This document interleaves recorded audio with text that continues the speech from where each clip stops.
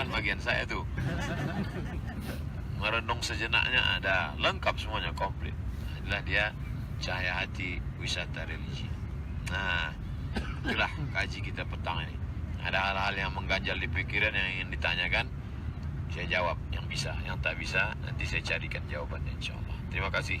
Wassalamualaikum warahmatullahi wabarakatuh. Waalaikumsalam warahmatullahi wabarakatuh. Bapak Ibu yang ingin bertanya mungkin bisa ditulis di kertas, silahkan. Atau langsung juga boleh, silahkan. Ada yang mau bertanya Bapak Ibu? Ya, silahkan.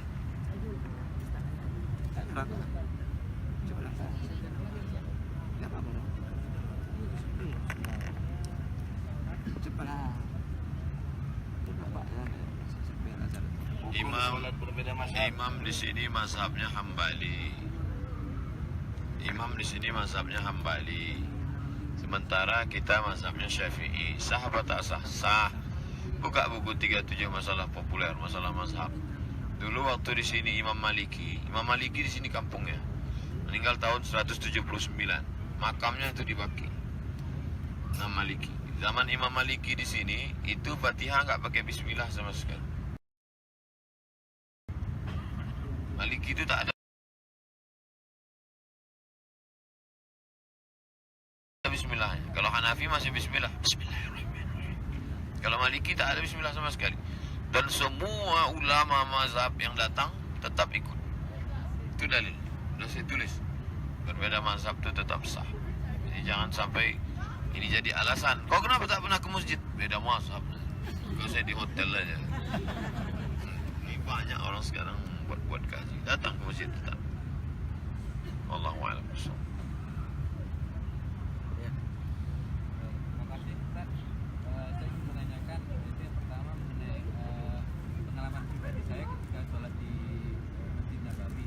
Itu ada sebahagian orang yang saya lihat dia orang Indonesia, tapi ketika misalnya sholat subuh mereka kunut sendiri gitu Ustaz. Apakah itu menyalahi atau gimana? Sementara imam kan tidak kunut. Itu yang pertama.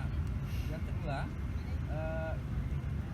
keutamaan dari Raudatul Jannah itu sendiri Ustaz. Itu kan kita kan asumsinya Raudatul Jannah itu adalah Garden of Paradise kata sebagian orang gitu kan. Sebagian yang lain bilang itu adalah taman dari surga gitu.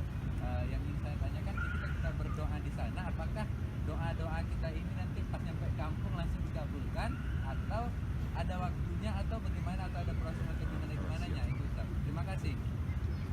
Idza qanatal imamu faqanata, kata Imam Ibnu Taimiyah. Kalau imam mau berkunut, kau ikut baca kunut.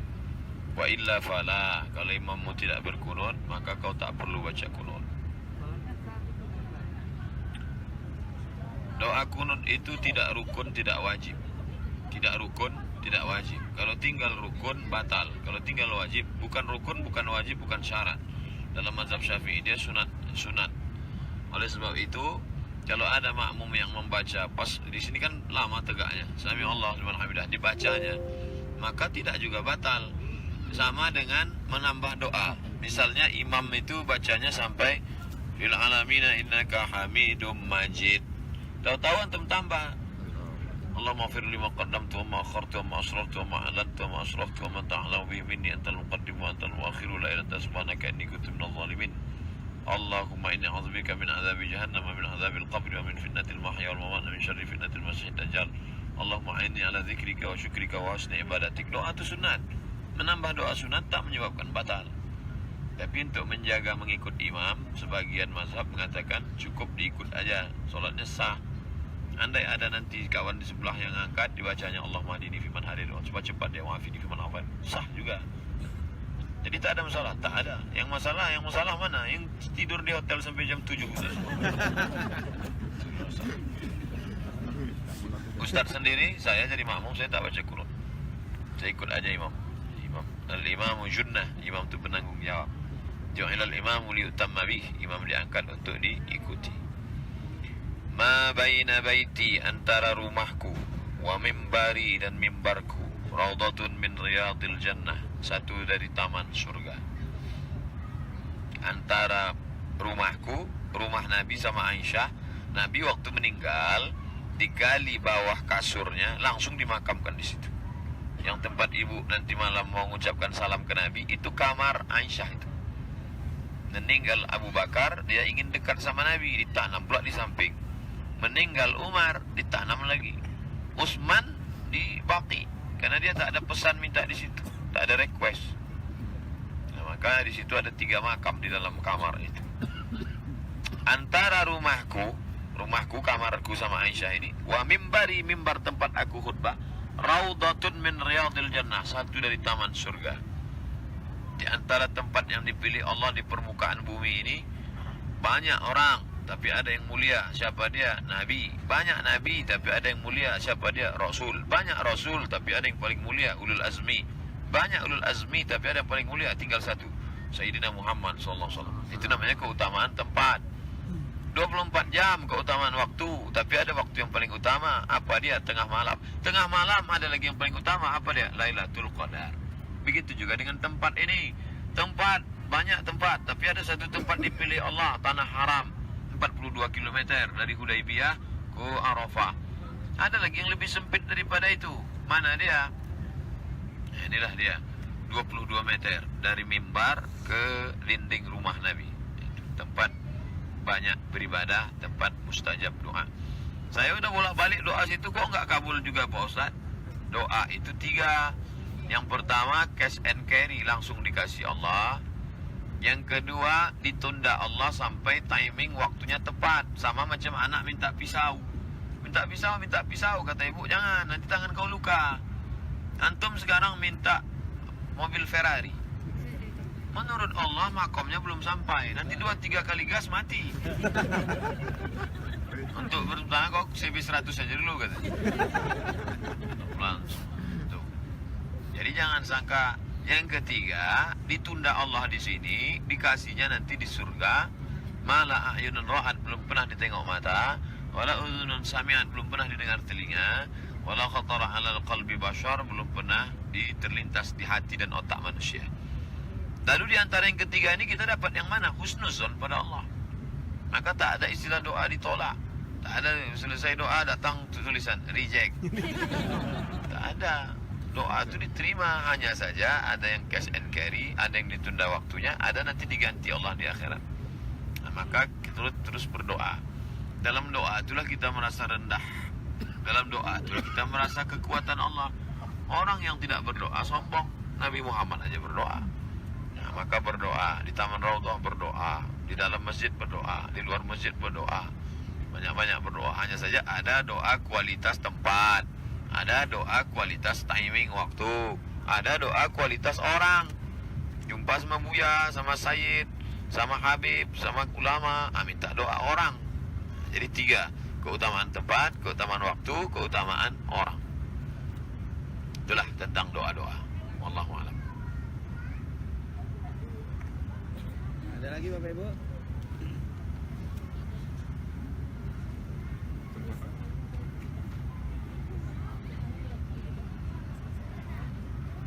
Langsung boleh, langsung. Tadi boleh. Itu kan yang membedakan Raudhah dengan yang enggak itu kan ditandai dengan warna karpet ya, masalah ada karpet merah dengan karpet hijau. Kemudian di dalam itu juga ada karpet yang warnanya sama seperti di Raudhah, Ustaz. Itu yang tempatnya imam, Ustaz. Apakah itu juga termasuk Raudhah atau gimana? Raudhah itu bukan warna karpet. Enggak, maksudnya Dari tempat dinding rumah Nabi sampai ke mimbar. Dari mimbar tuh ke belakang, di belakang mimbar tuh ke sana itu ada tempat muazin. Ke sana. Dari sini 22 meter, ke belakang 15 meter. Itulah yang Taman Raudhah itu. Nah, jadi jangan nanti asal nampak karpet hijau aja deh. Hijau. Karena ini depan tuh hijau juga, samping ini hijau juga. So, nampak apa hijau? Ada deh.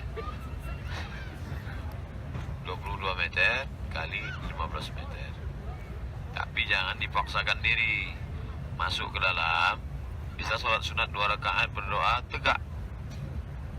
Kami tadi malam masuk jam 4. Masuk dalam, sholat 2 rakaat, dah pindah. Ini banyak orang Indonesia di situ tuh ngantuk-ngantuk tidur. Baca Quran tidak, berzikir tidak, tidur. Kalau malam sholat tahajud, kalau pagi sholat duha, sholat tahiyatul masjid, sholat sunat hajat, sholat sunat taubat, sholat sunat mutlak. Banyak sholat sunat. Kebetulan masuk nih sekarang, sholat sunat apa nih? Sholat sunat hajat bisa, sholat sunat taubat bisa, sholat sunat mutlak. Mutlak itu bebas, tak terikat dengan apa. Kalau kebetulan masuknya besok pagi, sholat sunat duha. Kebetulan nanti masuknya malam, sholat sunat tahajud. Yang sampai masuk ke dalam bingung, apa nih ya? Duduk aja lah. Banyak yang tidur di situ, sampai orang-orang Arab tuh bingung. Ya, pura-pura tak dengar pula tuh. Asal udah sholat berdoa bangkitlah. Banyak orang lagi ngantri di belakang, kasih dia kesempatan. Allah. Baik. Assalamualaikum Ustaz. Waalaikumsalam. Mengenai tawaf puasa, Ustaz. Yang pertama ada pendapat setelah kita tawaf puasa, kita harus segera keluar masjid dan tidak boleh lagi masuk ke dalam masjid. Terus ada juga pendapat setelah kita tawaf puasa masih boleh untuk melakukan sholat sunnah. Ada juga pendapat tawaf puasa itu harus mundur dan melihat, tidak boleh membelakangi Ka'bah. Mohon secara ilmu yang benar. Ini Ka'bah. Nabi datang naik onta, keliling dia. Hajar Aswad itu pun ditunjuknya pakai tongkat. Keliling, habis itu langsung pergi. Begitu dulu. Sekarang mana bisa? Sekarang orang naik bis. Bis suruh datang jam 11, datang jam 2.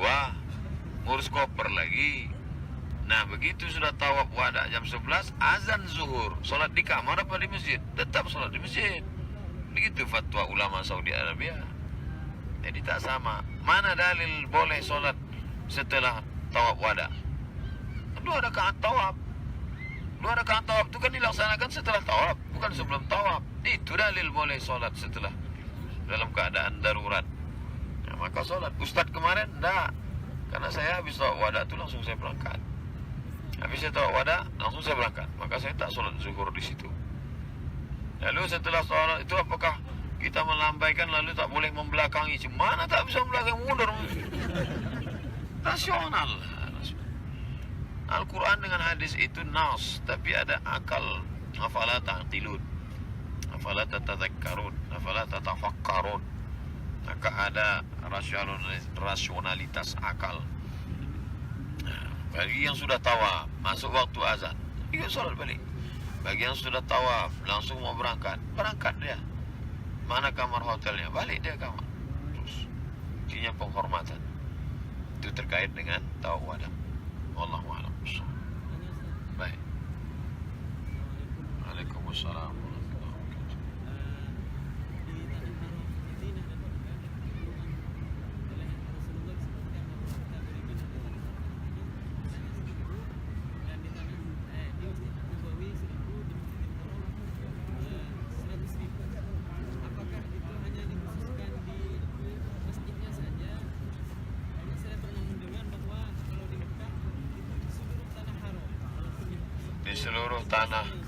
Di seluruh tanah haram tempat dapat 100.000 itu ijtihad ulama Saudi Arabia supaya orang musim haji jangan terlalu ramai ke masjid. Yang di Aziziyah, yang di Jarwal, yang di Sib Amir, yang di Makbas Jin, itu dianjurkan sholat aja lah kalian yang selama masih tanah haram dapat. Itu ijtihad mereka. Adapun yang dalam hadis itu sholat di Masjidil Haram selama sopnya tak putus.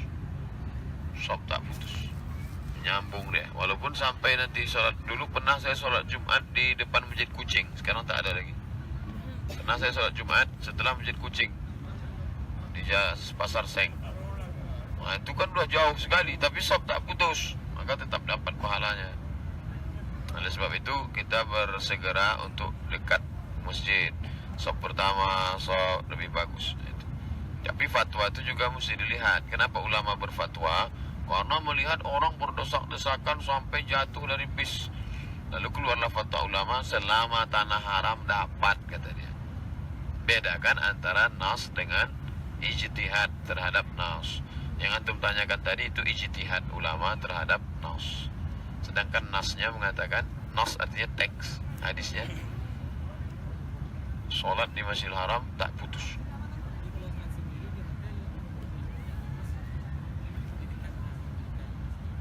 Tak masuk lah. Mana pula masuk? Allah. Baiklah, itulah yang dapat saya sampaikan. Mudah-mudahan ada manfaatnya. Kita ada 4 SKS lagi.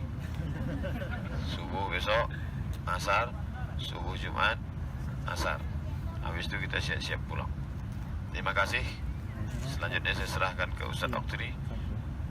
A'udzubillahi minasyaitonir rajim. Bismillahirrahmanirrahim. Alhamdulillahi rabbil alamin. Wassalatu wassalamu ala asyrafil anbiya'i wal mursalin wa ala alihi washabbihi ajmain. Allahumma ja'al umratana umratan maqbulah. Jadikanlah umrah kami umrah yang makbul. Wa dzunubana dzunuban maghfurah. Jadikan dosa-dosa kami diampuni. Wa tijaratana tijaratan lan tabur. Segala usaha kami tidak ada yang rugi. Allahumma ja'al abna'ana wa banatina salihin wa salihat. Jadikan anak-anak kami anak-anak saleh min hufazil Quran. Jadikan mereka para penghafal Quran. Allahumma dafa'na al-ghala wal waba wal fahsya wal riba wal zina wal munkar. Jauhkan mereka dari malapetaka, bencana, riba, zina, narkoba, perbuatan keji dan munkar. Allahumma rzuqna ziyarata baitikal atiq. Berikan kami rezeki melimpah supaya kami bisa pergi haji dan umrah. Rabbana atina fid dunya hasanah wa fil akhirati hasanah wa qina adzabannar. Wa sallallahu ala sayyidina wa maulana Muhammad wa ala alihi wa sahbihi wa sallam. Walhamdulillahi rabbil alamin. Taqabbalallahu minkum.